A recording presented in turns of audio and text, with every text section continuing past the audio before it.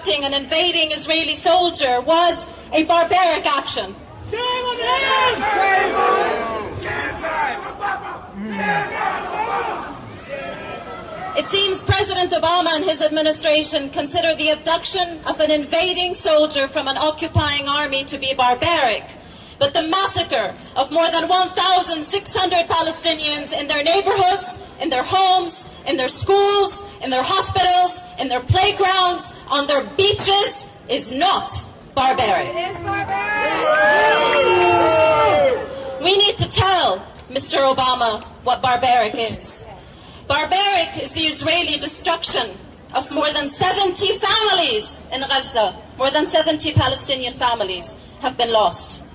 Barbaric is that 300,000 children in Gaza have lost either their home or a loved one. 300,000 children. Barbaric is that hospitals are targeted. 6 out of 9 hospitals in Gaza are closed, and Israel is threatening to attack the rest. Barbaric is that entire neighborhoods have been destroyed, labeled what one journalist called apocalyptic. Barbaric is we have 500,000 missiles dropped on an area smaller than 260 square kilometers. Barbaric is that it has been the Zionist policy to destroy the economy in Gaza. That is why they bombed the electrical power plant. That is why they are bombing the water infrastructure. That is why yesterday they destroyed an ice cream factory. Barbaric is the siege that has been imposed on Gaza since 2005 and the fencing off of Gaza since 1995. Barbaric is that the objective of this siege is deliberately to destroy the economy of Palestinians in Gaza, to cripple them, to break them. That, Mr. Obama, is barbarism. Barbaric, Mr. Obama, is what is coming out of Israel right now, which is open calls for the genocide of Palestinians in Gaza. This is what is written in Israeli newspapers. That is what is called by the current Deputy Prime Minister who calls for that against the Palestinians in Gaza. But none of this is new for us Palestinians. We have seen it before. We have seen it before. We are not surprised. I wish we were. But none of the things that have happened against us in Gaza or in Ramallah or in Quds are new. Barbaric, Mr. Obama, is Zionism. Zionism, which stated just what Golda Meir said, Israel's fourth prime minister, that there is no such thing as Palestinian people. Barbaric is to deny our identity and to deny our existence. Barbaric is what Menachem Begin said in 1969 when he called Palestinians beasts walking on 2 legs. Barbaric is what historian Benny Morris says, a historian who recognizes that every single Israeli village and Israeli town is built on Palestinian villages and Palestinian towns, and yet he justifies this genocide and his ethnic cleansing, and he recently called for the ethnic cleansing of Palestinians in Gaza. That is barbaric. Barbaric is what the Israeli offensive forces are calling for. And they have said very specifically that officers have been given legal advice that allows them, and I quote, to target large numbers of civilian casualties. And this statement was not released in 2014. This statement was from 2009. From 2009.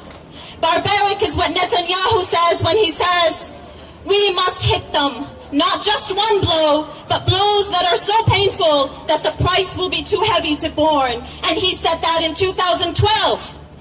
That is barbaric. Barbaric is when they asked Netanyahu, what would you say when we destroy their villages? Netanyahu said, the world won't say a thing. The world will say we are defending ourselves.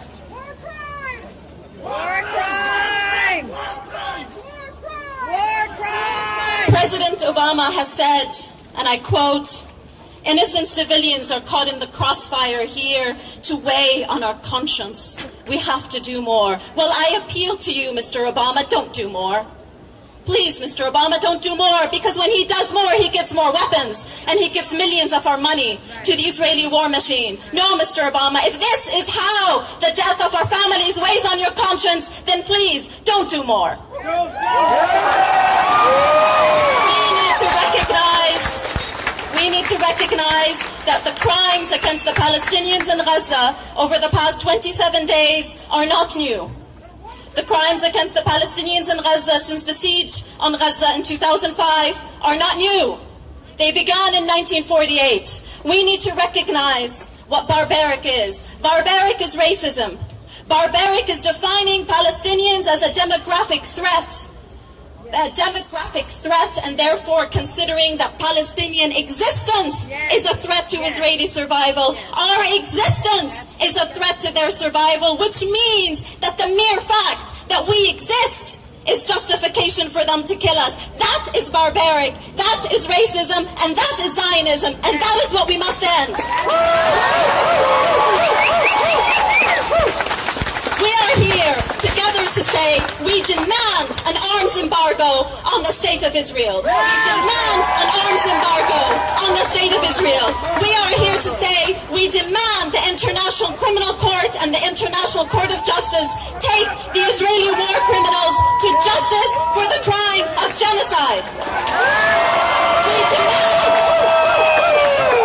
We demand an end to the occupation, and we demand an end to racism. We stand with the foreign minister of Finland who said sanctions against Israel must be on the table. We stand with the governments of Latin America, from Ecuador to El Salvador to Bolivia to Brazil to Venezuela to Peru to Cuba. We stand with the president of Bolivia, Evo Morales, who said